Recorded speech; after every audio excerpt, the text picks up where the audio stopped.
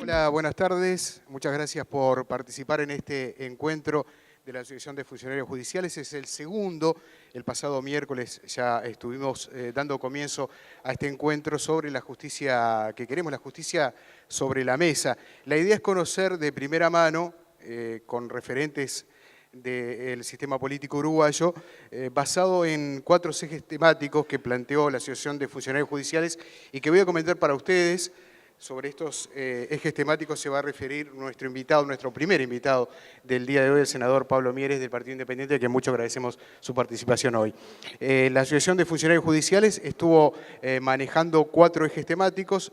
El primero es reforma necesaria del sistema jurídico, el segundo, administración de justicia, el tercero, presupuesto nacional y poder judicial, y el cuarto, adaptaciones del poder judicial a las nuevas tecnologías.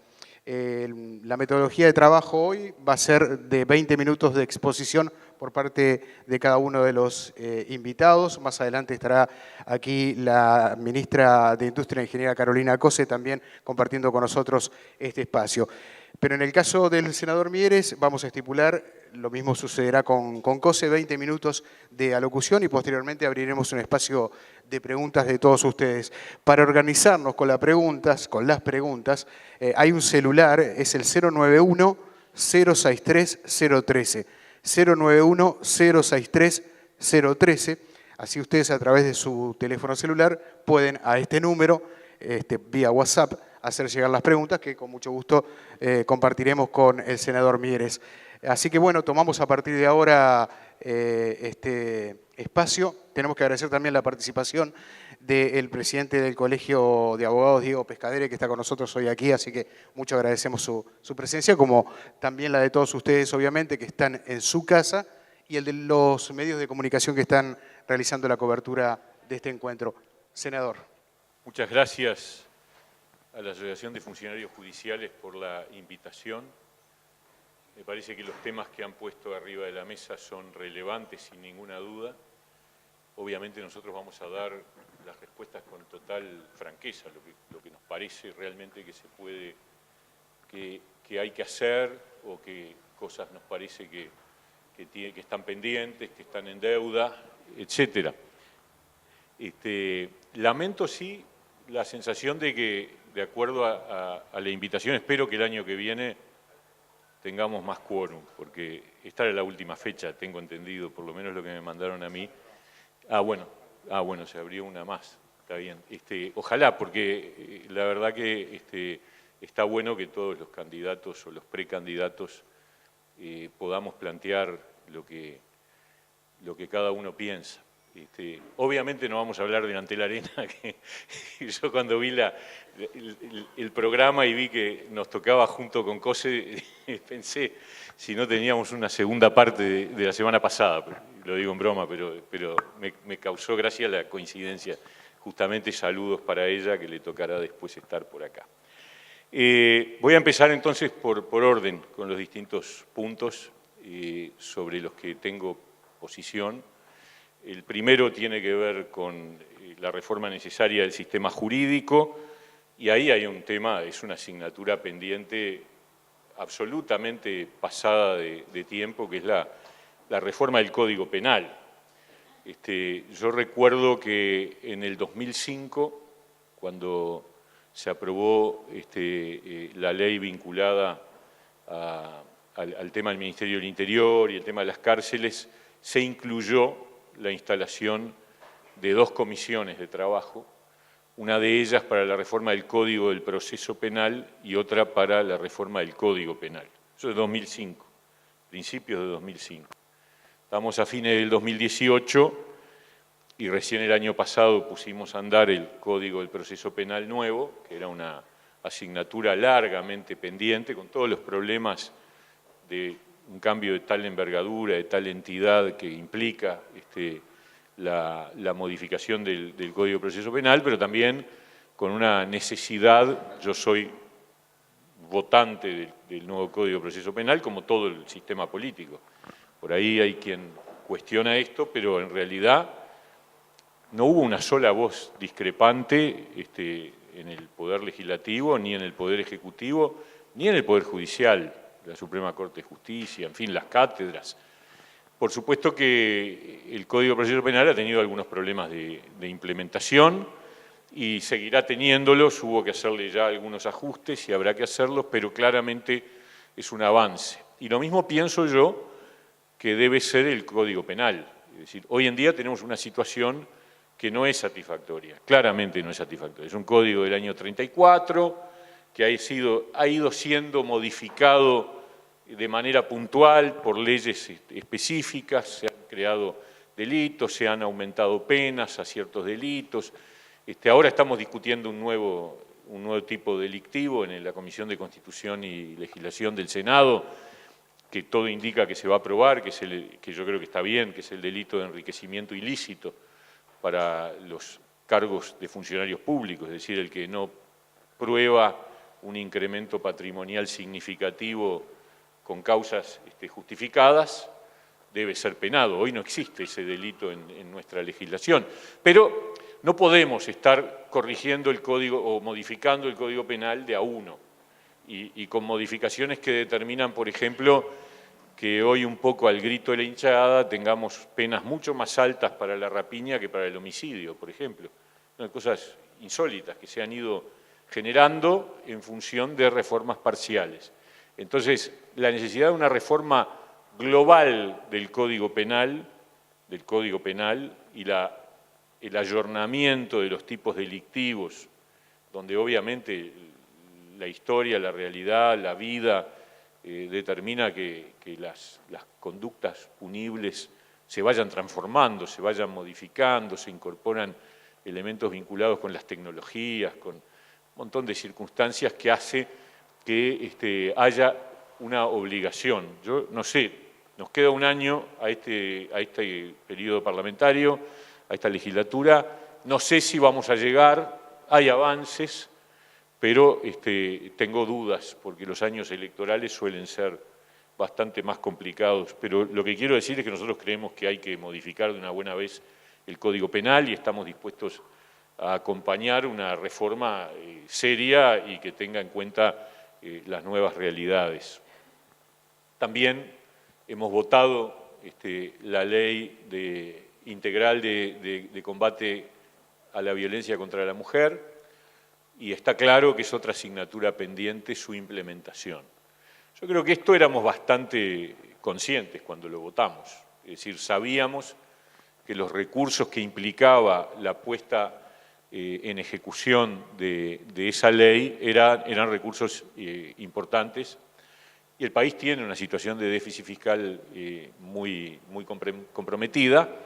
Por lo tanto, en esta rendición de cuentas que se dirimió este año no estuvieron los recursos.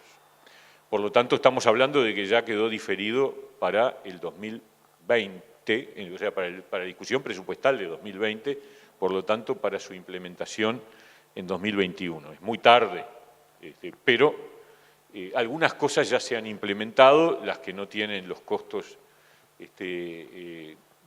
digamos, accesorios que fueran requeridos, pero me parece que es otra deuda. O sea que en el primer capítulo yo les diría, Código Penal está pendiente, estamos muy atrasados, hay que hacerlo, hay que actualizarlo. En el segundo punto, la ley vinculada a la violencia contra la mujer, estamos también en deuda. Son cosas que hay que corregir y que seguramente en el proyecto de ley de presupuesto de 2020 deberán incorporarse elementos referidos a este último punto.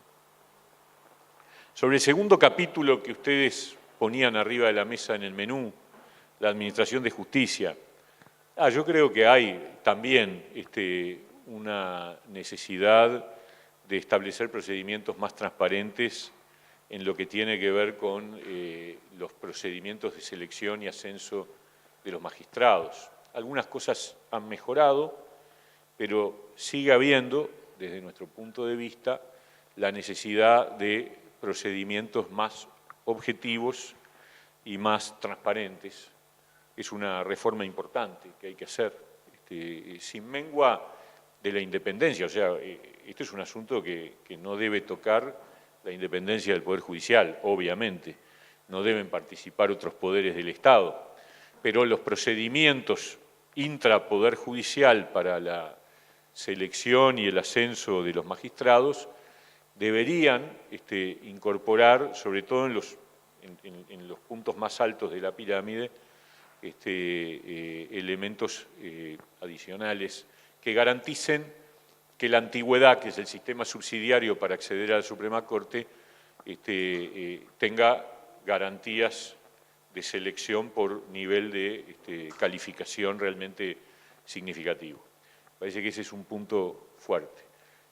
Como ustedes saben, lo saben tanto como yo, los procedimientos de designación de los ministros de la Suprema Corte de Justicia, del Tribunal de lo Contencioso Administrativo, requieren de mayorías parlamentarias elevadas y cuando ellas no ocurren, no se alcanzan, como ha ocurrido ahora la semana pasada,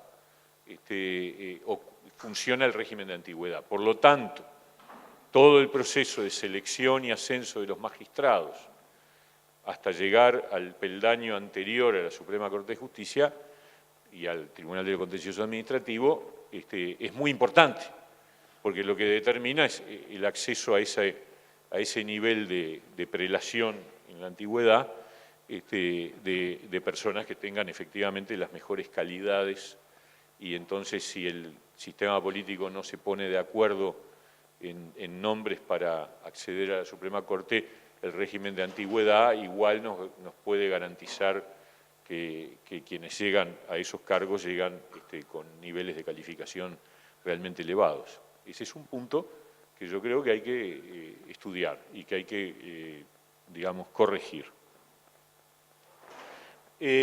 Ustedes preguntan también sobre centralización o descentralización. A mí me parece que es importante la mantención, me avisás cuando me quede, la mantención de regímenes de jueces cercanos a la población. A mí me parece que eso es importante, mantener ciertos grados de descentralización, sobre todo en el interior del país, en los pueblos, etcétera. Tiene ventajas, también tiene desventajas, se pueden generar situaciones de riesgo de arbitrariedad, porque aquí yo voy a tomar una frase que a mí me pareció fantástica porque es sociológicamente muy fuerte, del periodista argentino Lanata. Lanata tuvo un programa de denuncia acá en Uruguay en 2005 y duró cuatro ediciones y lo levantaron. Yo creo que no porque no hubiera material.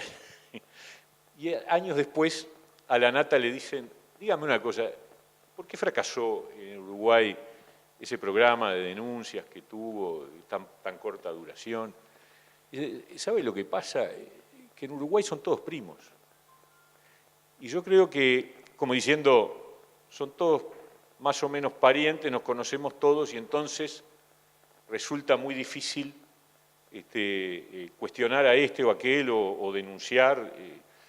Y yo creo que eso es sociológicamente muy potente, porque efectivamente hay un tema de que la cercanía y el tamaño de la sociedad genera cosas positivas, como que nos conocemos bastante todos, y eso genera posibilidades de horizontalidad que no tienen otras sociedades, y que yo creo que es valioso, que son cosas valiosas. Pero al mismo tiempo, esa cosa de que nos conocemos todos muchas veces puede generar impunidad.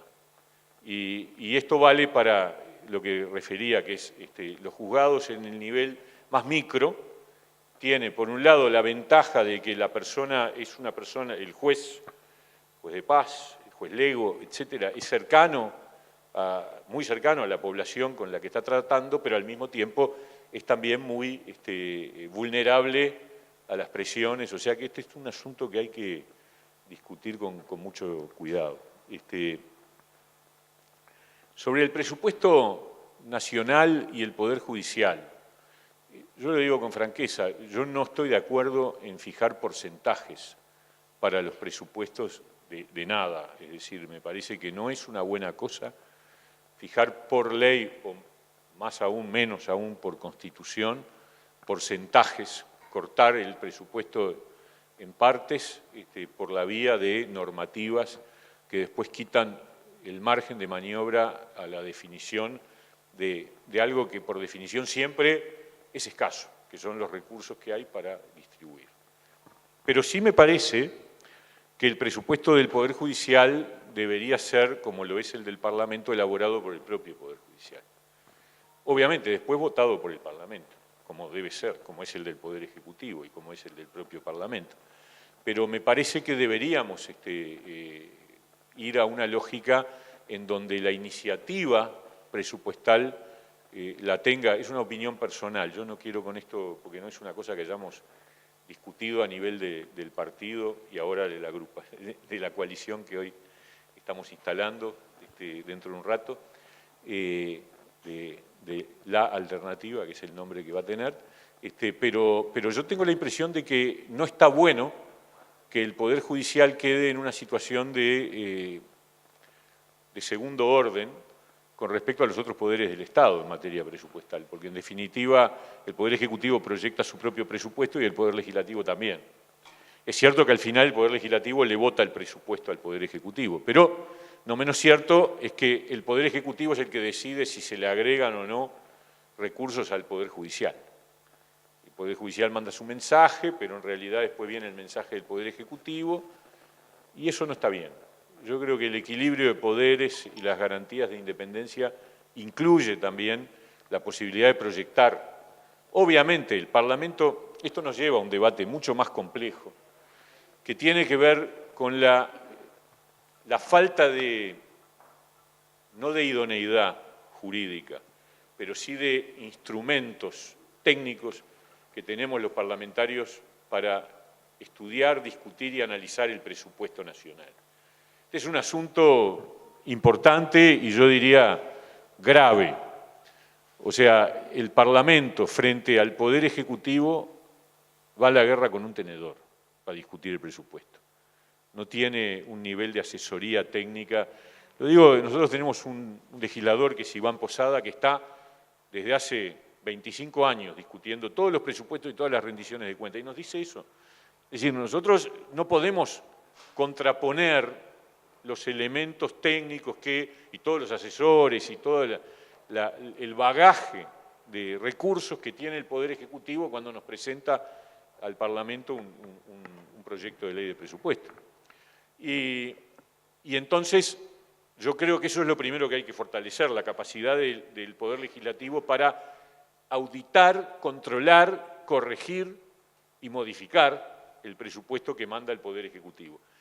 En esa lógica sería perfectamente posible que el Poder Judicial envíe el suyo y entonces el Poder Legislativo poder hacer lo que debería hacer, que es discutir globalmente todo y que las cuentas cierren de una manera razonable. Todo esto junto a una regla fiscal que a mí me parece que es indispensable, porque si no, también podemos terminar aprobando un presupuesto nacional delirante que nos termina generando un costo, déficit fiscal, etcétera, etcétera, otra que investment grade, perdemos todo. Entonces, para eso el Poder Legislativo tiene que tener capacidad de análisis y de investigación de manera tal de que pueda modificar el presupuesto con criterio. Lo último que me queda, yo no tengo mucho para decir, me parece que ha habido esfuerzos de incorporación de nueva tecnología en el funcionamiento judicial, un poco de la mano de la necesidad imperiosa de ir a la oralidad. Sé que se ha implementado un programa para la grabación de las audiencias. No sé en qué estado está, ustedes sabrán mucho mejor que yo si está funcionando bien, si está funcionando mal, pero es sin duda indispensable que el Poder Judicial tenga, y eso tiene que ver con lo anterior, con el tema presupuestal, tenga la posibilidad de una actualización tecnológica relevante, porque eso va también de la mano de la capacidad de obtener justicia por parte del ciudadano. Es decir, el ciudadano, aquello de que la justicia tarda, pero tarda, es en definitiva una afectación del derecho a la justicia que tenemos todos los ciudadanos. Así que el tema tecnológico tiene que ver con la celeridad, tiene que ver con la respuesta oportuna, tiene que ver con la capacidad que yo creo que el nuevo Código de Proceso Penal ayuda, pero también tenemos que incorporar tecnología en el funcionamiento de todos los poderes, pero particularmente del Poder Judicial. Por acá, yo creo que repasé más o menos los 4 puntos de manera muy breve, pero por otra parte era lo que habíamos. Estamos en tiempo. Bueno, yo estoy a lo que ustedes pregunten, obviamente, de estos temas o de los que quieran. Estamos a las órdenes totalmente. Gracias por la invitación nuevamente.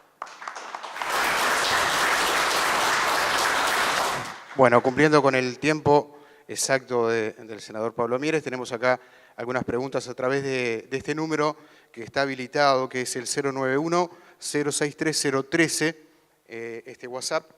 Voy a leerle algunas preguntas, senador. La primera de ellas dice, en el caso de la supresión de juzgado de paz, ¿qué opinión le merece que la única presencia del Estado quede limitada a la policía para dirimir conflictos?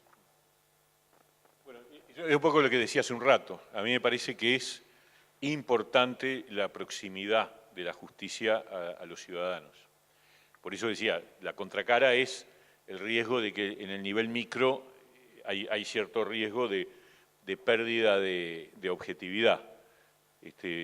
Pero yo prefiero tener ese riesgo que tener el riesgo de la ausencia del acceso a la justicia. Yo creo que todos los ciudadanos tenemos que tener el derecho de acceder a la justicia. El Estado mínimo, aún para el más neoliberal que se puedan imaginar, no renuncia a la definición básica de Estado, juez y gendarme. Y juez y gendarme implica eso, justicia y policía. Yo creo que tampoco tenemos policía, ese es el otro problema. Tenemos un problema muy serio. Hay muchos pueblos del interior donde hay un policía que el día que se enfermó no hay policía. Y el día que tiene que salir a hacer un procedimiento cierra la comisaría. Yo lo conozco directo, por de haber recorrido pueblos donde ya no es un problema de si está el juzgado o no está el juzgado, ni siquiera está la policía presente. Y ese es un problema muy serio de diseño de la distribución de la policía en el territorio. A mí me parece que es un gran error lo que se ha hecho, un proceso de centralización policial en pocos lugares, un desmantelamiento de todas las seccionales, no solo en los pueblos del interior, también en Montevideo y en cualquier ciudad y en cualquier departamento. Ha habido un error conceptual que nos está saliendo muy caro desde el punto de vista de la seguridad y del desarrollo de la delincuencia. Esta historia de haber construido 4 búnkers en Montevideo para atender desde allí las urgencias, o sea, las denuncias criminales, y mientras tanto las comisarías están casi vacías o directamente vacías. Y eso es regalarle los barrios. Después hay operativos, sí, fenómenos, pero los operativos sin continuidad de presencia policial, no garantizan que no retorne el fenómeno delictivo al mismo territorio. Bien, hay un proyecto de ley presentado para modificar la ley orgánica de la Judicatura. ¿En qué estado se encuentra? Le consultan. No lo conozco, lo digo con franqueza, no lo conozco, no sé en qué está. Hay un mensaje... No está en el orden del día de la Comisión de Constitución del Senado, eso seguro, no está. Hay un mensaje acá del celular que termina en 188, si lo pueden enviar de nuevo porque no está llegando, sí está el número, pero no ha llegado el mensaje. Vamos a ver si tenemos algún correo, algún mensaje de texto también, que me parece que alguno también ha llegado. ¿Qué opinión le merecen? Bueno, nos vamos un poco del tema, pero se lo pregunto igual. ¿Qué opinión le merecen las encuestas preelectorales que definen a priori triunfador en las elecciones? Bueno, eso obviamente a mí no me favorece, ¿no? Nunca por ahora. No hay con qué darle a eso, es decir, encuestas, a ver, la información fluye cada vez más y ciertamente las encuestas de opinión pública son un factor de información. Yo no soy partidario de la reglamentación, menos aún de la prohibición.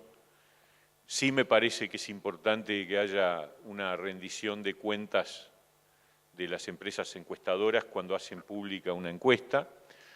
Es posible que sería quizás mejor tener alguna modalidad de auditoría de la calidad técnica de las encuestas, sobre todo las que se van a publicar, porque después el problema es que además, pongamos que auditamos las que se publican, y después funcionan otras por debajo y empiezan a salir en las redes sociales, o sea, es como tapar el sol con la mano, no se puede, es decir, la información fluye. Yo creo que influyen, yo creo que generan ganadores y perdedores, sí, creo que sí. Hay amigos míos que son encuestadores, los conozco a todos, que dicen que no, que en realidad la gente no es una información más. Yo creo que no, yo creo que generan hechos políticos. Una encuesta publicada genera un hecho político. ¿Quién no piensa hoy que el dato que salió sobre el Partido Colorado y supuestamente la influencia de Sanguinetti no le genera un plus a Sanguinetti? Es inevitable. La gente dice, mirá, sumó tantos votos. Lo que pasa es que en el mundo moderno cada vez es más fácil medir la opinión de la gente, también cada vez más fácil equivocarse. Las encuestas han tenido errores, la desde 2014 fue claramente un ejemplo, ¿no es cierto? Pero no solo Uruguay, el Brexit en Gran Bretaña, nada menos, errores, yo diría, cada vez más frecuentes en todos los países, lo cual pone en el banquillo de los acusados, digamos, a las tecnologías de relevamiento de opinión de las empresas de opinión pública, y yo creo que los que trabajan acá en general lo hacen, en general no, lo hacen de buena fe, no creo que estén torciendo, moviendo la cancha, y habla alguien que obviamente no salimos particularmente beneficiados, pero creo en la profesión. De hecho, soy colega de ellos y creo también en la buena fe, la verdad, lo creo seriamente. Entonces, esa es un poco la respuesta. No creo en la regulación, creo en la autorregulación y cada vez es más difícil pronosticar lo que la ciudadanía piensa. Y ni hablar ahora, y ahí derivo a otra cosa y rápidamente, cuando tenemos lo que uno ve, que es que la gente está cada vez más lejos de la política, está enojada con la política, le tiene poca confianza a nosotros, los políticos, y a los partidos, cada vez es así, es cada vez más así. Entonces, más difícil es que la gente tenga una opinión que sea fidedigna, o sea, es más lábil, es más volátil la opinión pública. Están llegando unas cuantas preguntas, vamos a ver si podemos ingresarlas a todas, ¿no? ¿Qué propuesta tiene para mejorar la seguridad? Le preguntan también por acá. Sí, lo primero que quiero decir es que la seguridad no se recupera con una reforma constitucional. Esto lo digo con claridad y con firmeza. Es más, buena parte de lo que está planteado en la reforma constitucional ya está en la Constitución. La posibilidad de hacer uso de las Fuerzas Armadas para situaciones de grave conmoción interna está prevista en la Constitución. Y establecerlo como permanente no me parece una buena idea, la verdad. Por lo tanto, nosotros no firmamos. Yo entiendo a los que firman porque me parece que hay atrás de eso una cuestión de respuesta ante la situación de que se evalúa que la situación es muy grave y entonces firman como una manera de manifestar el malestar. Pero no vamos a resolver el problema de la seguridad por la vía de una reforma constitucional. Me parece realmente imposible de que sea así. Nosotros creemos que el tema central está en la distribución de la policía en el territorio, lo que dije hace un rato. Para nuestro modo de ver, acá hay un atraso brutal de décadas en el diseño de las seccionales policiales, que es el primer punto que hay que atender. Yo siempre uso el ejemplo de mi casa. Yo vivo en Malvin Norte, en la zona Avenida Italia Gallinal, al norte de Avenida Italia, una cuadra y media, cerca del Parque Rivera, pero del lado de Gallinal hacia el centro. ¿Cuál es mi seccional? La 15. La 15 queda en 8 de octubre y La Ravide. Cuando se diseñó los límites de la 15, Malvin Norte era un gran baldío, era un terreno desocupado. Ahora está lleno de viviendas, complejos, cooperativas de vivienda, torres, etc. Bueno, a nadie se le ocurrió, ni antes ni ahora, que hay que redefinir los límites de las seccionales. Ese es el primer paso que hay que dar. Hay que crear, yo creo que la seguridad depende de la presencia policial en los barrios. No hay seguridad si no hay policías y comisario hablando con la directora de la escuela, con el presidente de la comisión de fomento, con las organizaciones locales, detectando dónde están las bocas de pasta base, dónde están los reducidores, dónde se está gestando una banda, una organización criminal. Eso se pelea en la cancha, en la micro. Entonces, primero hay que redefinir los límites, segundo hay que redistribuir la policía, hay que colocar efectivos policiales en el territorio. Lo que se hizo fue un grave error. Esos 4 búnkers que construyeron en Montevideo, donde están todos concentrados los policías y los patrulleros. Yo paso por el del Parque Rivera, está lleno de patrulleros parados ahí, ¿no? Pasen, están llenos de patrulleros parados. Entonces salen cuando hay una emergencia. No es así. Hay que ir a la lógica de la policía en el barrio. Para mí esa es la piedra fundamental de la recuperación de la seguridad. Policía en el barrio recuperando el territorio, pero no con esos operativos que están haciendo ahora, que está bien, pero que no alcanza, porque eso lo que hace es recuperar momentáneamente el territorio. Después hay muchas otras cosas, ¿no? Hay que profesionalizar más la policía. El otro día tuvimos una reunión con el sindicato policial y nos encontramos con un panorama realmente grave, muy preocupante, porque atrás de la idea de que tenemos muchos efectivos policiales hay una trampa, que es que dentro de los efectivos policiales se cuenta todo el personal del hospital policial, por ejemplo. Y después se encuentra la cantidad de gente que está con licencia médica o que está sin uso de arma y todo lo que funciona en el aparato administrativo. Bueno, tenemos un problema de carencia de efectivos policiales, eso es una realidad, y además de incentivo a la policía, yo creo que hay que volver a la lógica predictadura, que es que la agente policial, aún ingresando por el grado más bajo, no tenga el tope que hoy tiene, porque ¿qué pasó en la dictadura? Se hizo una especie de transformación de la policía a imagen y semejanza del ejército. Entonces la tropa no llega a más de cierto grado y después están los oficiales. Antes el policía, el agente tenía la posibilidad y el incentivo de llegar hasta el final de la carrera, es decir, hasta los grados más altos. Eso se quebró desde la época de la dictadura y no se cambió. Y yo creo que hay que volver a la lógica esa que genera incentivos, genera profesionalización, genera aprendizajes, etcétera. Senador, le están preguntando su opinión sobre los obstáculos que ha puesto el oficialismo para no hacer frente al pago de una sentencia ejecutoriada favorable a los funcionarios judiciales. Yo en ese tema lo he tenido siempre la misma posición. Esto fue laudado judicialmente y tiene que ser cumplido. Los que hacen pactos, acuerdos, ok, es parte de su voluntad, pero el derecho es el derecho. Y el derecho está en que las personas que tienen derecho a reclamar y que no han querido formar parte de esos acuerdos, jurídicamente siguen teniendo derecho. Me parece que eso es así. No puedo decir otra cosa. O sea, acá hubo todo el proceso, que hubo errores parlamentarios cuando se legisló, yo creo que sí, que no se quería enganchar, estoy seguro que no se quería enganchar, pero se enganchó.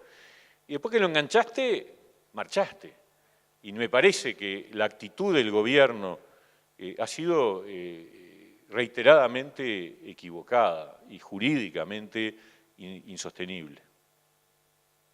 Senador, ¿qué priorizaría para el presupuesto nacional del Poder Judicial? Le están consultando aquí. ¿Qué priorizaría? ¿Del Poder Judicial? Sí. Yo no me animo a decirlo, porque tendría que conocer mejor el presupuesto del Poder Judicial. O sea, sería de mi parte un atrevimiento entrar y decir, bueno, esto o aquello, estaría payando. No quiero payar. Hay que estudiarlo, hay que analizarlo, hay que ver cuáles son las carencias. No soy yo quien para decirlo. Obviamente, como legislador, me tocará analizarlo, escuchar la propuesta y en función de eso tomar las decisiones. Me sumo yo ahora con una pregunta Dale. relacionada con ese tema, porque usted fue muy claro también en un concepto. Aclaró primero que era a título personal, que ni siquiera era una consulta con la coalición que a partir de esta tarde usted integra. Dentro de un rato. Dentro de un rato. Pero fue un concepto muy interesante vinculado, obviamente, a la independencia de los poderes, pero a la posibilidad del propio presupuesto del Poder Judicial, además de voluntad política. ¿Qué falta para llegar a eso? Yo creo que lo que falta es voluntad política. Es decir, yo sé que hay miedo. A ver, todo ministro de Economía te dice que no a eso, porque tiene terror de que se le disparen los gastos. Y el rol del ministro de Economía es controlar el equilibrio fiscal. Por eso yo decía, también implica que el Poder Legislativo tenga mayor capacidad de conocimiento y de manejo de las cuentas públicas para poder tomar decisiones inteligentes y que no terminemos generando un monstruo presupuestal. Pero yo creo que desde el punto de vista jurídico, desde el punto de vista conceptual, es obvio que todos los poderes tienen derecho a generar su propio presupuesto, es decir, a formular su propio presupuesto. Y es el Poder Legislativo el que la Constitución establece, que es el que dirime esos debates de distribución de gastos. Lo que pasa es que la discusión presupuestal es una discusión incremental, no es una discusión de fondo. Nosotros nunca discutimos si lo que se ejecutó estuvo bien o estuvo mal, si hay que corregir, si hay que sacar para acá. No, lo que se hizo y lo que se discute son incrementos. Y así está muy complicado, porque ese es un debate muy poco profundo, porque no tiene evaluación, no tiene elementos de evaluación y de redistribución. Lo que está, ya está. Y lo que viene es el incremento.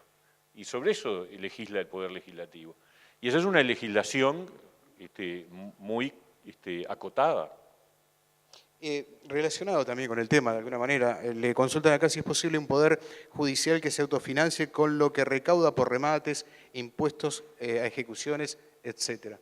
Bueno, no tengo claro que sea tan así, es decir, me parece que obviamente hay recursos genuinos que genera el propio Poder Judicial, incluso los timbres, etcétera, pero no me parece que eso permita mantener un sistema de justicia con los recursos que se requieren para que sea realmente sustentable y de calidad y de accesibilidad para todos, que es de lo que se trata, porque al final el tema de la justicia estamos al servicio de los ciudadanos, en el sentido de que los ciudadanos puedan sentir que sus reclamos, que sus demandas, que sus problemas tienen un lugar donde son escuchados individualmente. Las leyes generan respuestas generales, el Poder Judicial genera las respuestas particulares a cada ciudadano.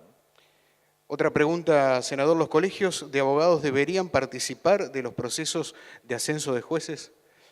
Bueno, hay una participación, hay una opinión. Quizás lo que debería estar es tener más consideración la opinión, me parece a mí.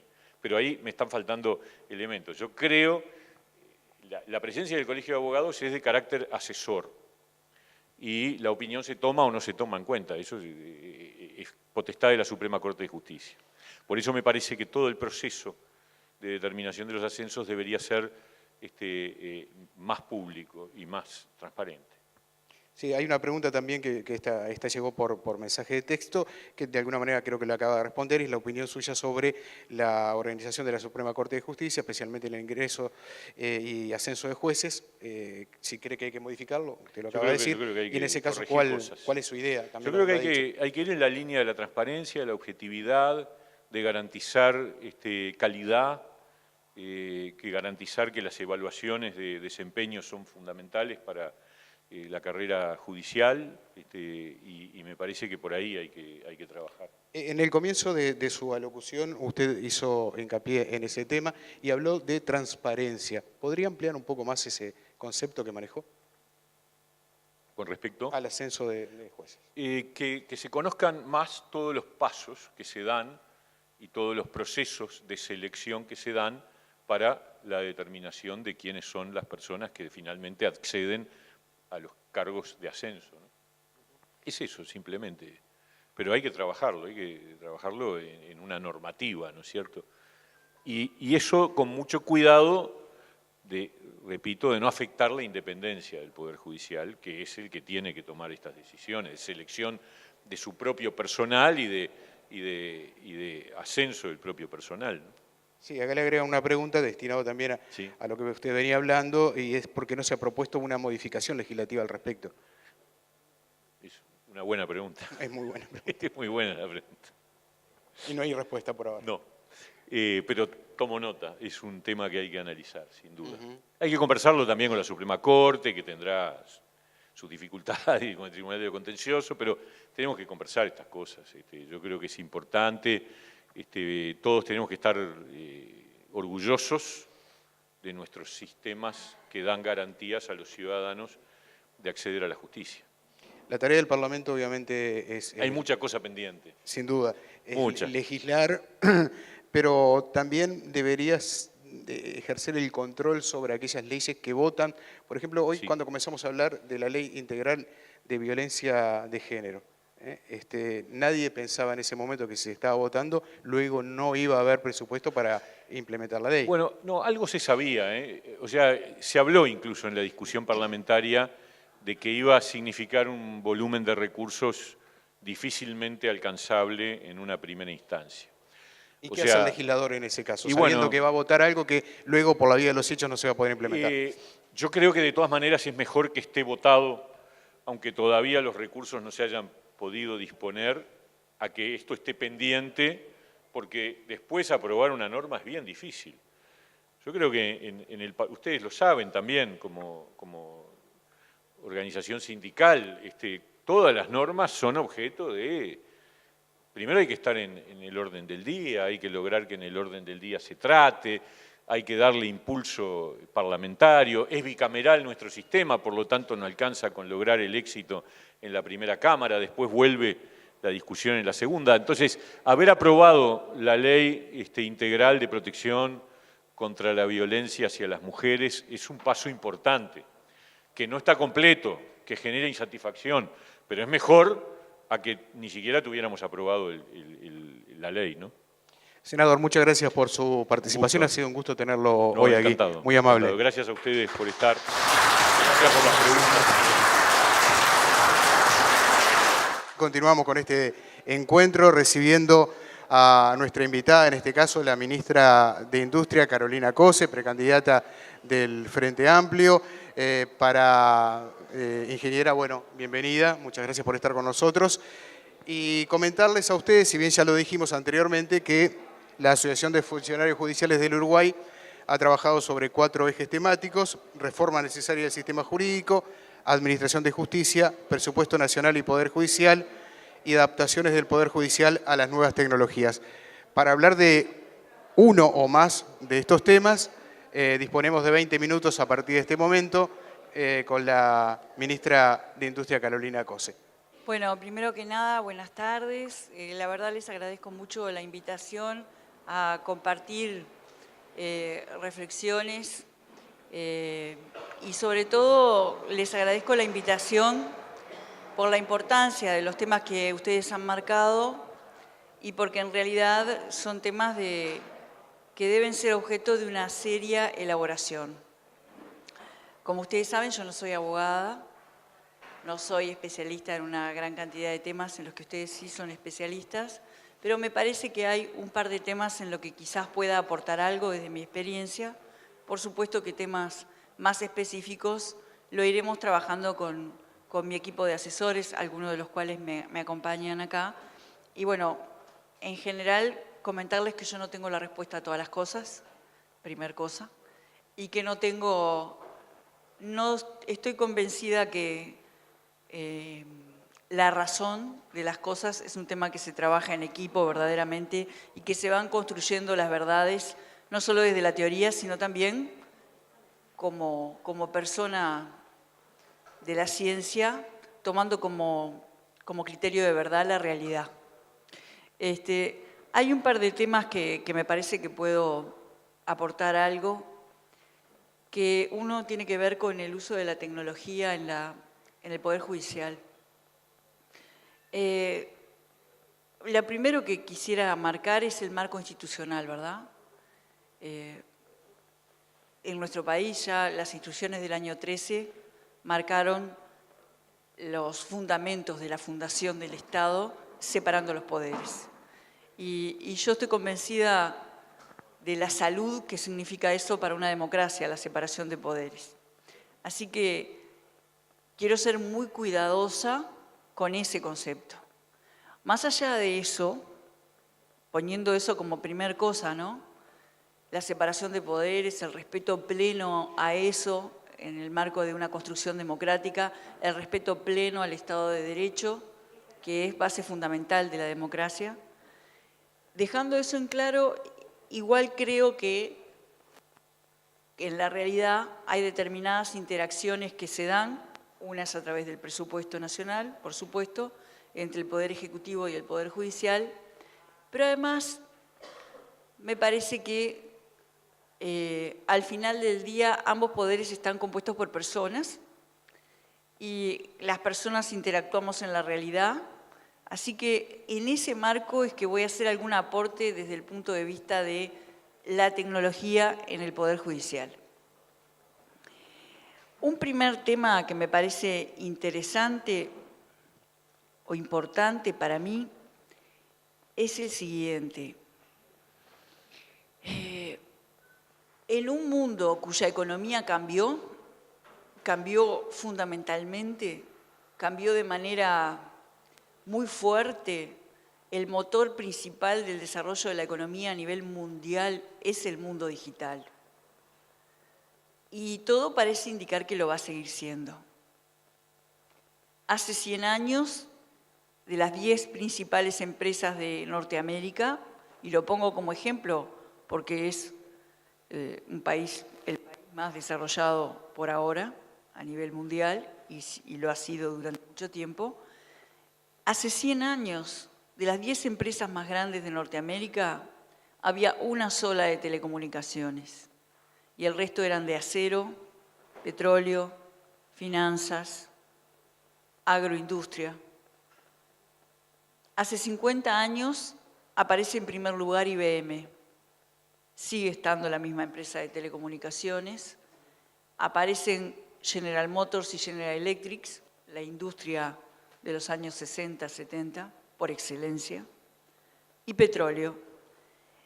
Y hace 2 años, las 5 primeras empresas de Estados Unidos son digitales, con una dimensión empresarial muchas veces mayor que las mayores empresas de hace 50 años. Esto es una indicación de que la economía en el mundo cambió. Y el Poder Judicial forma parte del mundo, y Uruguay también. Uruguay tiene que encontrar los caminos para recorrer ese mundo digital y encontrar su lugar. Y tomar de ese mundo lo mejor o lo bueno para adecuarlo a nuestro camino. En ese sentido, me parece que el mundo digital podría aportarle al desarrollo de la labor del Poder Judicial cosas muy buenas. Podría aportarle transparencia, podría aportarle tener elementos de manera ordenada y pareja para la toma de decisiones. El asunto es cómo se hace esa transición. Esa transición, si se hace desde atrás de un escritorio, generalmente no funciona. Yo tengo experiencia en este tipo de transformaciones en las organizaciones, en grandes organizaciones, privadas y públicas. Y generalmente estas transiciones, para que sean exitosas, tienen que hacerse en equipo. Tienen que hacerse con participación de los trabajadores y tiene que haber buena información. Lo que pasa si esta transición se desarrolla mal es que podemos seguir pensando que con la nueva incorporación de cuestiones del mundo digital vamos a seguir haciendo los mismos trabajos. Y eso es un error.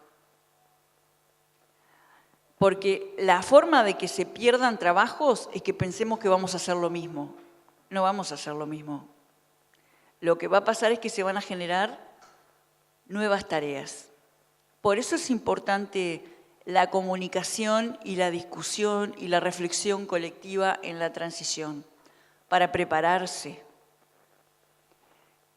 Aparecen, cuando se introduce tecnología, nuevas tareas y desaparecen tareas viejas y se transforman tareas que ya existían. Eso es genérico, pasa siempre. El tema es el camino, cómo recorrer ese camino. Puede ser un camino lleno de obstáculos o puede ser un camino de progreso, de desarrollo personal, de desarrollo institucional. A mí me gusta recorrerlo desde ese lado. Creo que ahí hay oportunidades para prepararse, para capacitarse en nuevos roles. Entonces, las herramientas de capacitación son muy importantes para que los trabajadores se preparen en las nuevas tareas, que generalmente son más calificadas. Y que además es una oportunidad, me parece, porque por otro lado sabemos que nos faltan técnicos para temas muy apremiantes en la sociedad, como los temas de violencia doméstica, los temas de género, o la persecución de los delitos de guante blanco. Nos falta ahí, ¿verdad? Sin embargo, la introducción de tecnología, liberando algunas ocupaciones y generando nuevas tareas, también puede darnos la oportunidad de preparar a los mismos trabajadores que tenemos para otros temas. Seguramente gran parte de los técnicos especializados que precisamos para esos otros temas están en el Poder Judicial, pero capaz que están haciendo otras cosas. Entonces yo veo, me parece que la introducción de tecnología puede ayudar o puede actuar como eje o como bisagra para ir trabajando otros objetivos. Pero hay que compartir el proceso. Creo profundamente en los procesos que son compartidos. Y no que por compartirse el proceso se vuelvan inmóviles, los procesos tienen que avanzar, pero hay que acordar metas y después, bueno, implementarlas. Ahí me parece que por parte del gobierno central hay mucho para compartir y para cooperar en ese proceso, con las personas en general.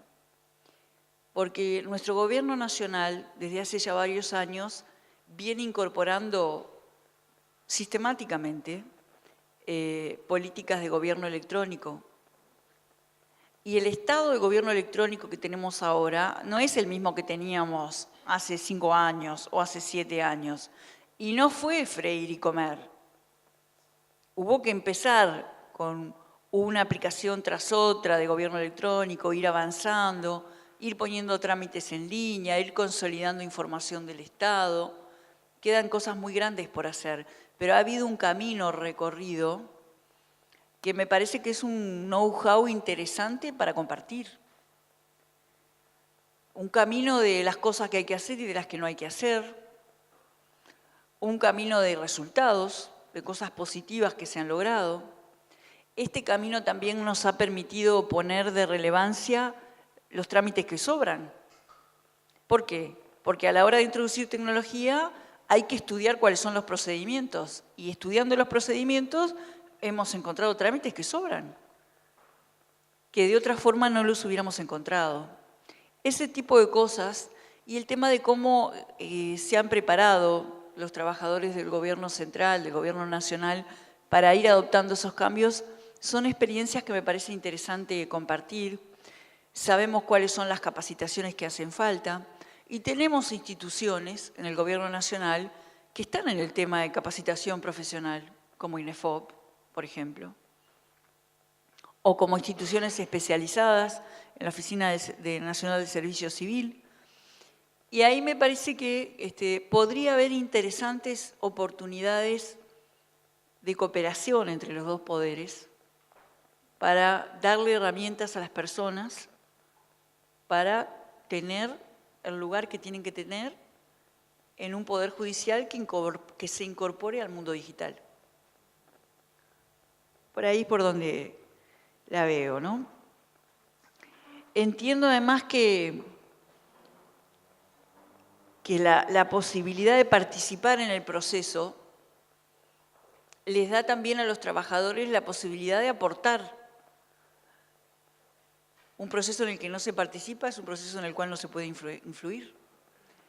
Y al final del día, la verdad, me parece que son los trabajadores del Poder Judicial, en su conjunto, los que están en la línea de fuego de situaciones, de las situaciones más apremiantes o más tristes que puede tener nuestro país. Entonces también me parece que es una combinación enriquecedora el tema de la participación en estos procesos, porque es ahí cuando los trabajadores pueden aportar ideas en esa construcción, ¿no? En fin.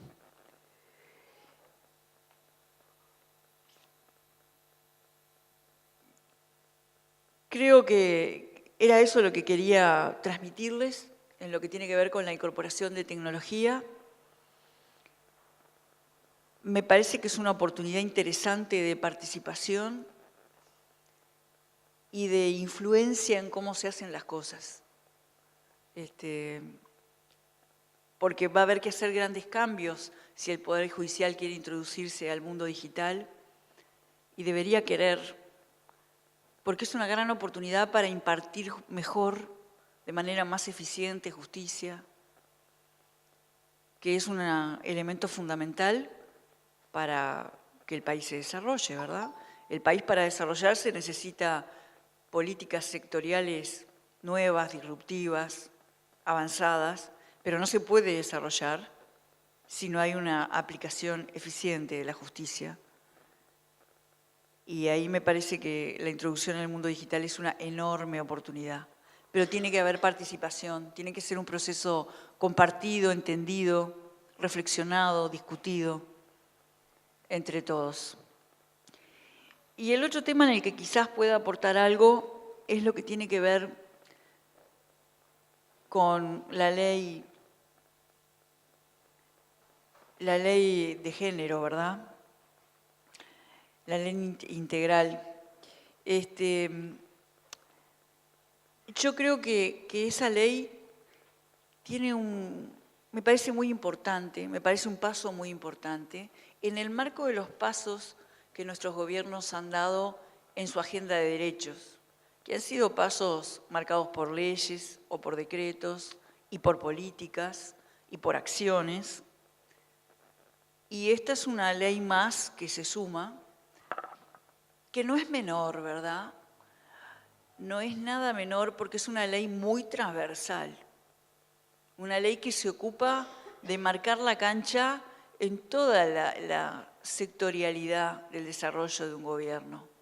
Y eso a nivel de principios, a nivel de marco normativo, me parece que no es menor. Y entiendo que falta mucho para que se pueda cumplir. Pero no comparto que solo sea un tema de presupuesto. Creo que el tema del presupuesto es muy importante, que siempre para llevar adelante cuestiones se necesita presupuesto, pero no es lo único. No es lo único. No todo es el dinero. Como primer cosa, y acá yo profesionalmente les quisiera aportar algo, cuando uno recién empieza como ingeniero, como ingeniera, cuando está recién recibido, tiene la tendencia a creer que para poder desarrollar un proyecto se necesitan todas las condiciones juntas al mismo tiempo y las condiciones perfectas. Generalmente eso no se logra. Generalmente cuando uno va a desarrollar un proyecto, y sobre todo si el proyecto es para cambiar la realidad no está servida con todas las condiciones a favor para ser cambiada.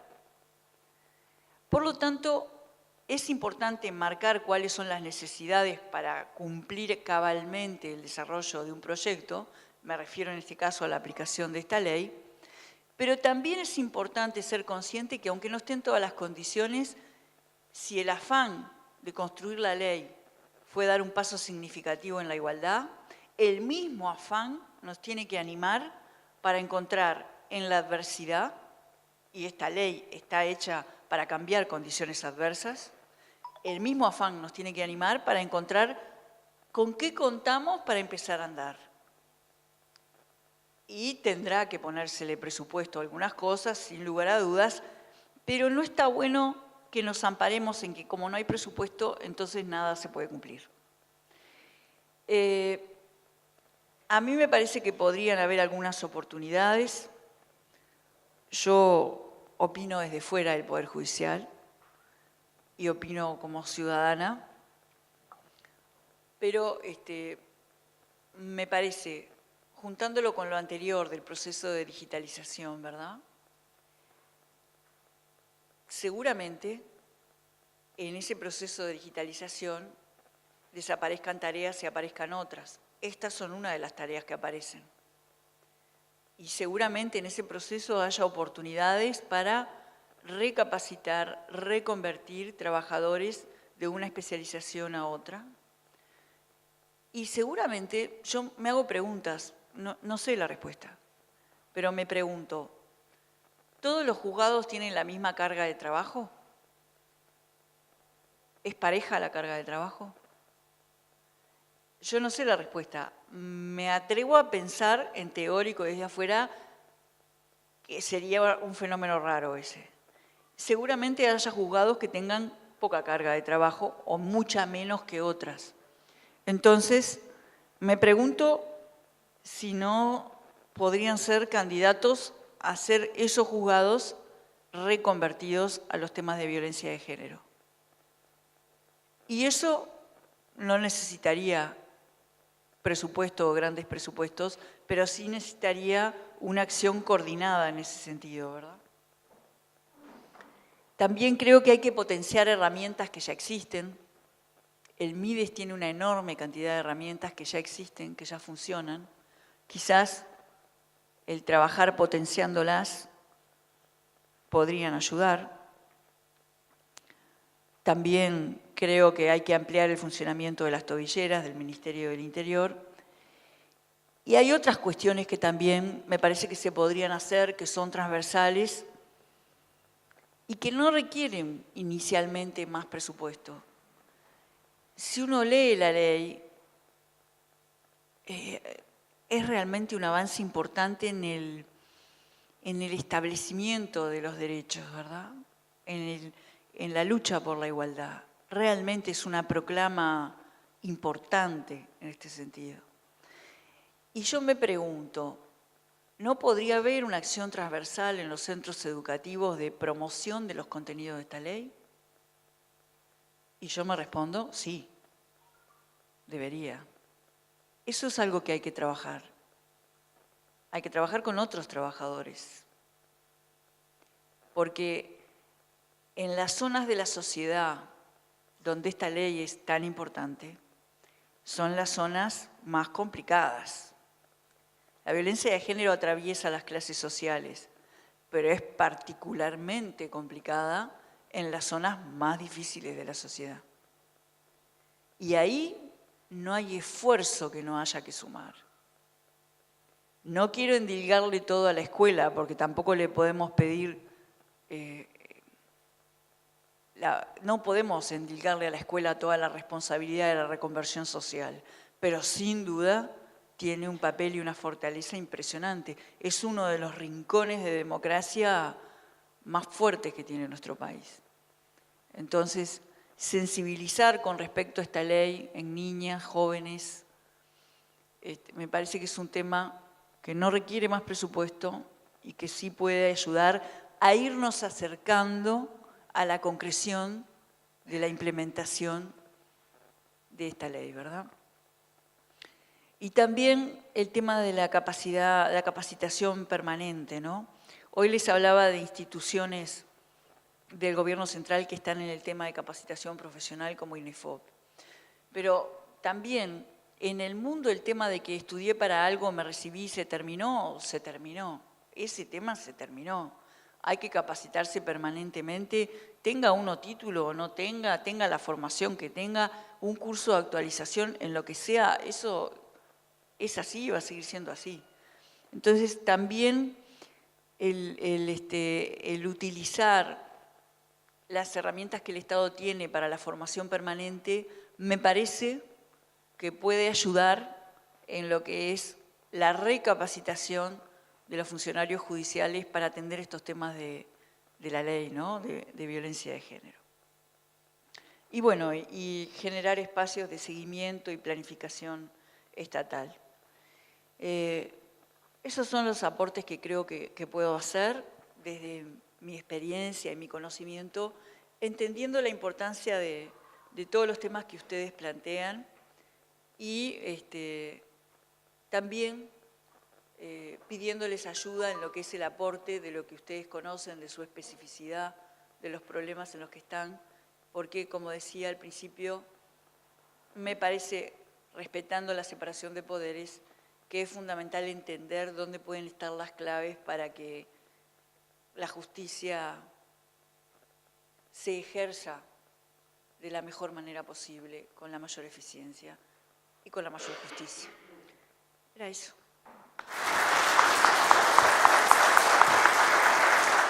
Bueno, tenemos varias preguntas que han llegado también al WhatsApp, que está habilitado para estas preguntas, pero a mí me gustaría, creo que los presentes están de acuerdo también, formularle a la ministra, a la ingeniera Carolina Cose, también algunas preguntas que ustedes le formularon al anterior invitado, que estaban referidas fundamentalmente, no las voy a hacer todas, pero estaban referidas fundamentalmente, y en base a lo que usted decía, la separación de poderes, en la posibilidad de que el Poder Judicial implementara su propio presupuesto, que luego obviamente tendría que pasar por el Parlamento.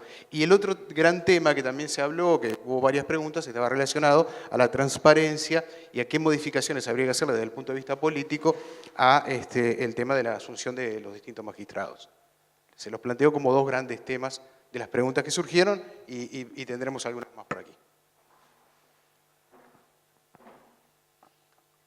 Bueno, el tema del presupuesto independiente me lo acaba, es mi primer contacto con este tema, así que voy a decir lo que pienso, así, pum. No lo analicé, no lo reflexioné, y no es muy valioso que diga que voy a decir lo que pienso porque siempre digo lo que pienso, pero lo que les quiero decir es que como me paso integrando equipos de trabajo, me suelen hacer cambiar de opinión, así que podría pasar que cambiara de opinión. Pero en principio, así pensándolo ahora, lo que les diría que me parece que no. ¿Por qué? Porque me parece importante que aún teniendo poderes separados, cosa que me parece muy importante, haya una interdependencia. Me parece que eso es sano, en general. Debe haber teorías sobre esto, ¿no? Ay, ¿no? Algo que de los contrapesos, que ustedes alguna vez me dijeron. En una empresa, un país no es una empresa, ¿no? Pero en las organizaciones es importante que haya contrapesos. Eso es lo que me parece con respecto al presupuesto. Y lo otro que me preguntaste sobre la transparencia, sí, yo te diría que en general, independientemente de los magistrados, esto lo voy a comentar en general, independientemente del lugar que uno tenga en una organización, sí, los procesos tienen que ser transparentes y tienen que ser justos. Y para que sean justos, ahí tiene que haber un balance. A ver, lo voy a decir por contraposición, para que se entienda. Me parece perjudicial que en una organización el avance en la organización sea por antigüedad. Me parece perjudicial. Que la antigüedad se tenga en cuenta, me parece bien. Que sea el único elemento, me parece que es contraproducente. Y sí me parece que es importante que se tengan en cuenta otras cuestiones. como el buen desempeño, como la formación,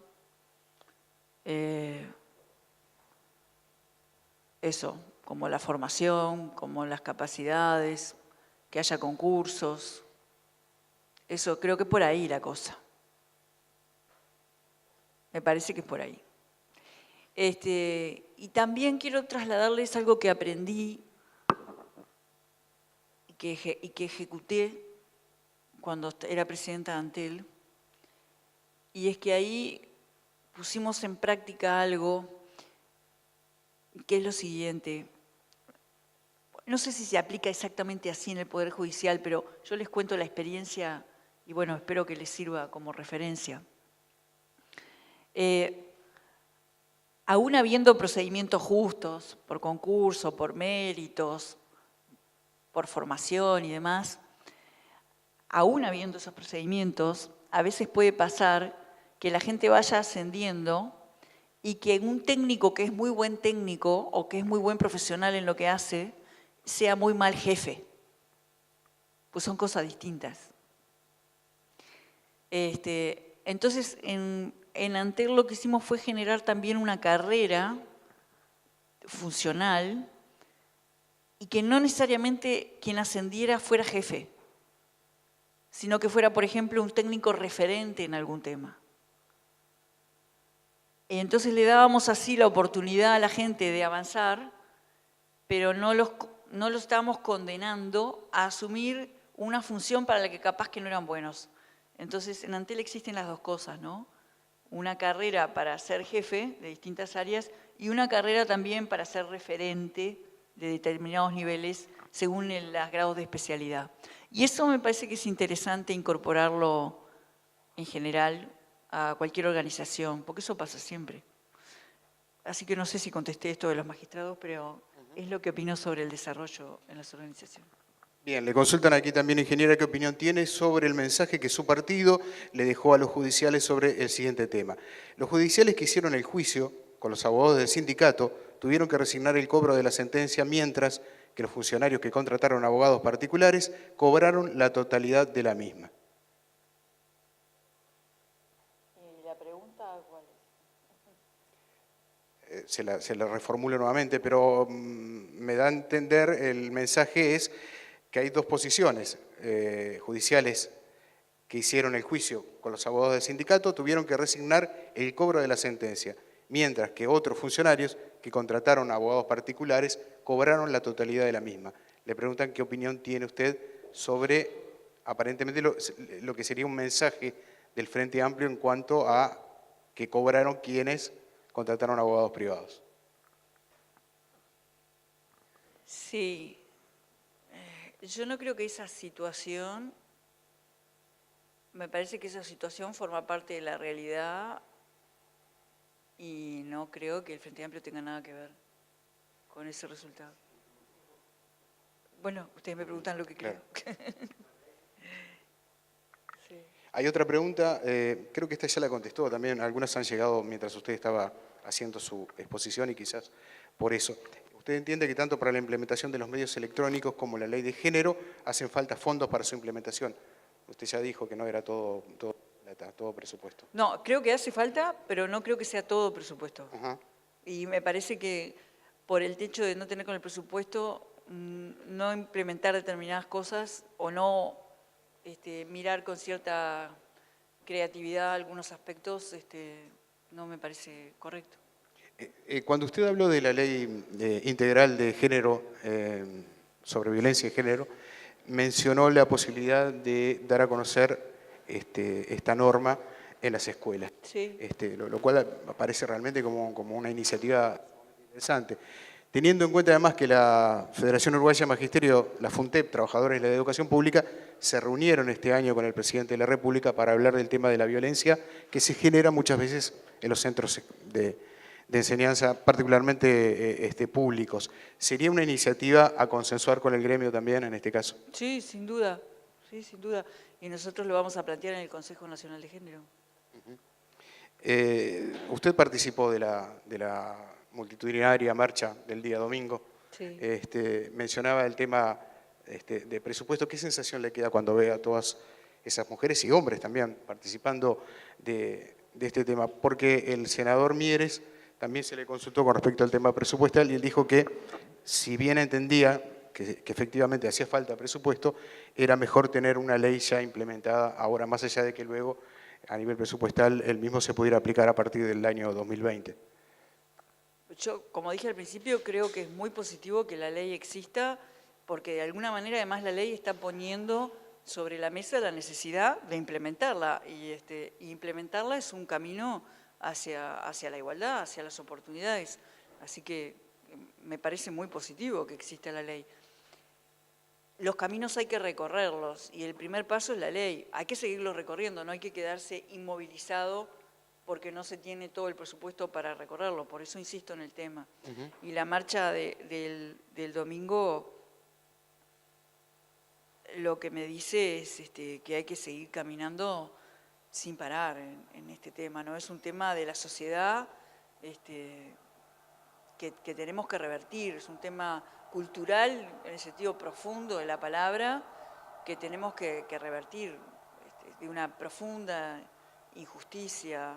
No es la construcción de la sociedad que queremos, ¿verdad? Hay otra pregunta, veremos si usted la puede responder. Dice, hay en el Poder Judicial aproximadamente 500 vacantes que significan unos 200 millones de pesos que la Suprema Corte de Justicia utiliza para otros fines. ¿Cuál es el motivo por el que no se controla esta situación que podría volcarse para la instrumentación de la ley de género? No lo sé. Bien. Uno de los temas que usted mencionó y que hizo hincapié fuertemente es el vinculado al avance de la tecnología, a lo que muchos llaman la revolución 4.0, a la importancia del futuro del empleo o el empleo del futuro. ¿Cree usted que este tema, que como simple ciudadano, ya no como periodista, uno entiende que nos va la vida a todos en este tema, debería ser tema central de campaña el próximo año? ¿O uno de los temas centrales? Sí. Sí, sobre todo para profundizar la comprensión del tema, que muy buena parte de la ciudadanía lo comprende, sobre todo los jóvenes muy jóvenes, porque tienen elementos, están preparados para ese nuevo mundo y entienden que el mundo está cambiando todo el tiempo. No les molesta el cambio. Y creo que sí, sobre todo además para generar nuevos trabajos, para que esa transición la llevemos adelante democráticamente, con cuidado, preparando a la gente, ¿sí? Y porque Uruguay tiene una enorme oportunidad de desarrollo ahí. Y es la capacitación vital en todo esto. Sí, y de hecho nuestros jóvenes están preparados justamente por lo que ha sido el desarrollo del Plan Ceibal, que no solo se quedó en repartir las máquinas o en el área de telecomunicaciones que permite que estén todas conectadas, sino en que se han seguido teniendo instancias, una tras otra, masivas, ¿verdad?, de preparación de los jóvenes para este nuevo mundo. Y en otras cosas, ¿no? El desarrollo del bachillerato creativo, el nuevo bachillerato de diseño, son todos vetas de desarrollo para el futuro. Hay varias industrias que se van a desarrollar en este sentido. El gobierno está sacando una gran cantidad de medidas estructurales ahora que van en ese sentido, ¿no? Le preguntan si fuera presidenta de Uruguay, ¿qué cambios haría y de qué manera permitiría la participación de los sindicatos en esos cambios? ¿Qué cambios haría en qué? Es una pregunta general. Ok. Para mí la participación de los trabajadores es fundamental en todos los procesos, porque el Uruguay lo tenemos que sacar en el mundo actual entre todos, y los trabajadores son fundamentales. De hecho, creo que la tónica de las soluciones que Uruguay ha ido encontrando, las buenas soluciones, son las que tienen en el centro a los trabajadores. Esto lo digo desde un punto de vista ideológico, porque creo que las políticas se tienen que desarrollar desde la ideología. Yo no creo en la separación entre ideología y gestión. La gestión se hace desde las ideas, desde la política. Así que, primer cosa, Eso me parece fundamental. Para eso hay que participar mucho, hay que hablar mucho, no por el gusto de hablar, sino para ir entendiendo todos, de un lado y de otro, si es que hay dos lados, los caminos, ¿verdad? Me parece que la era que se viene es una era de intensa participación, porque los cambios que se van a tener que hacer son muchos y mucho tiempo. No es un momento en el que vayamos a hacer un cambio en un rubro y a sentarnos a ver cómo se desarrolla. Me parece que los gobiernos del Frente Amplio han logrado una cierta acumulación que nos permite pararnos desde un lugar que hubiera sido imposible hace unos años, para mirar de otra manera los nuevos desafíos, los nuevos problemas. Tenemos nuevos problemas. Tenemos un problema en la seguridad, porque tenemos nuevos problemas. Entonces ese problema hay que mirarlo toda la sociedad, no un poder del Estado ni un ministerio de un poder del Estado, toda la sociedad. Y ahí tensionar políticas, hay que transformar la matriz productiva porque si no la transformamos no vamos a generar trabajo de futuro y sin trabajo no hay seguridad. Y si no transformamos la matriz productiva, no vamos a tener aire en el espacio fiscal. Y sin aire no podemos desarrollar los temas de salud que ahora tenemos que desarrollar. Uruguay hizo una reforma importantísima de la salud.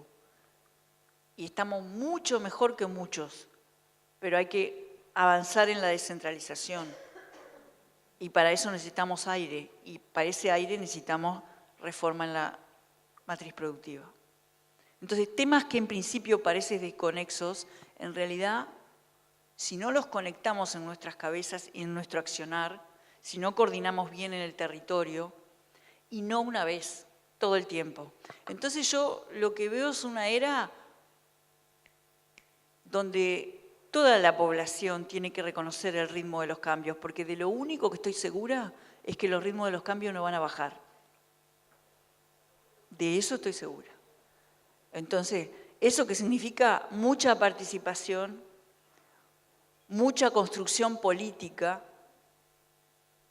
y muchas políticas coordinadas en el territorio y cosas nuevas. Tenemos que ver los mismos problemas o los problemas nuevos con cabeza nueva. De la misma manera que aparecen nuevos modelos de negocio, que para nosotros ya son naturales, pero que hace un año no lo eran, como Uber o como Airbnb. De la misma manera que eso aparece, en nuestras políticas tienen que aparecer cosas nuevas, nuevos encares. Eso es lo que pienso. Hay otra pregunta acá. Le preguntan, teniendo en cuenta la realidad de las oficinas judiciales que atienden los sectores más vulnerables, como la Defensoría de la Familia, por ejemplo, ¿cómo acompasamos la tecnología con el acceso a la justicia? Y me parece que la tecnología puede ser una gran ayuda para eso. Una gran ayuda. Yo no sé de los temas judiciales, pero lo que puedo hacer es ofrecerles ejemplos de cosas que antes ni nos imaginábamos y ahora damos por naturales, pero las damos por naturales en 2 años, en 3 años, que en términos históricos es un suspiro, no es nada, ni en la historia de un país ni en la historia de la humanidad. No concibo dejar pasar la oportunidad de usar la tecnología para ayudar al acceso a las cosas. Yo qué sé, yo para pagar las cuentas casi no uso dinero y no voy a los locales. Uso una aplicación que se llama Paganza. No voy a los locales de pago. La tengo en el celular. Yo no sé si eso le puede servir al Poder Judicial para algo, ese tipo de cosas. Pero si soy el Poder Judicial, seguro que eso lo voy a mirar para ver cómo puedo ayudar, cómo eso me puede ayudar para estar más cerca de donde están los problemas. ¿No? Así que me parece que debe haber una enorme oportunidad. Pero lo que pasa es que cuando uno hace esos cambios, en la mesa de los cambios, tienen que estar los que están en la línea de fuego y el tecnológico que tiene que escuchar eso. Tienen que estar juntos en la mesa. En los proyectos de ingeniería eso se llama el funcional. Cuando se va a cambiar una organización, no lo cambia el ingeniero de software ni el ingeniero electrónico. Ese se sienta en la mesa con los que trabajan en las distintas posiciones y que saben los problemas que tienen, saben las realidades. Porque son los que quieren resolver esos problemas, para dedicarse a otras cosas mejores. Y viene por ahí, además, en el mundo digital la cosa. Yo vengo de un viaje, de una misión oficial a Estados Unidos y participé de lo que es el Centro de Emergencias en Nueva York. Como sería el SINAE de Nueva York. Y está basado en inteligencia artificial. Es fabuloso. Porque basándose en inteligencia artificial, el sistema les dice por qué ruta, qué camión o qué móvil va más rápido al lugar donde está el problema, de dónde pueden sacar a los voluntarios de la forma más rápida, o sea, dónde está la gente que lo sabe resolver, dónde está el problema. Le dice acá que esta sería la ruta más rápida, pero en realidad como hay un embotellamiento, mandalo por acá. Maravilloso.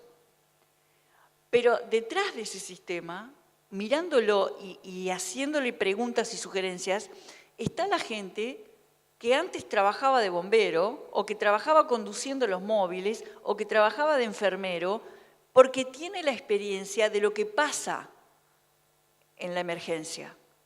Y es el que le puede dar insumos al sistema de inteligencia artificial para que tome las decisiones. Es así durante la planificación, pero es así después que está pronto el sistema. Por eso hablo con tanta seguridad. Si el Poder Judicial se incorpora al mundo digital, realmente van a cambiar las tareas de los judiciales, pero no van a dejar de ser valiosas. Es más, van a ser muy necesarias porque son los que saben lo que pasa en la realidad. Perdónenme, me entusiasmo con estas cosas. Seguramente muchos también se estarán preguntando, para compasar esos cambios, yo me tengo que capacitar. Sí, claro. Bien, ¿quién capacita? ¿Quién se hace cargo de la capacitación? ¿Cómo fue su experiencia, por ejemplo, en Antel con este tema de la capacitación? Sí, en Antel en el caso de Antel teníamos un área de capacitación y yo como presidenta la hice explotar, porque estoy convencida de que es una herramienta maravillosa. Explotará en el mejor de los sentidos. Sí, explotar en el sentido de que pasó a ser una enorme cantidad de horas de capacitación. Pero con lo que decía al principio, ahí me parece que puede haber una interesante cooperación, porque hay instituciones en el Gobierno Nacional que están en el tema de capacitación profesional, como INEFOP o como organizaciones dentro de, no me acuerdo el nombre, la sigla, dentro de ENAP, dentro de la Oficina Nacional de Servicio Civil.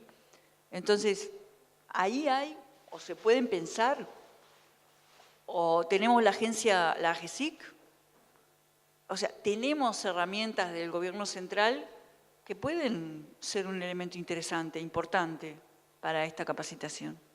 Sabemos que está corta de tiempo, ministra, le agradecemos muchísimo su participación hoy aquí, ha sido usted muy amable, muchas gracias. No, gracias a ustedes por la oportunidad, gracias. Hay que seguir conversando.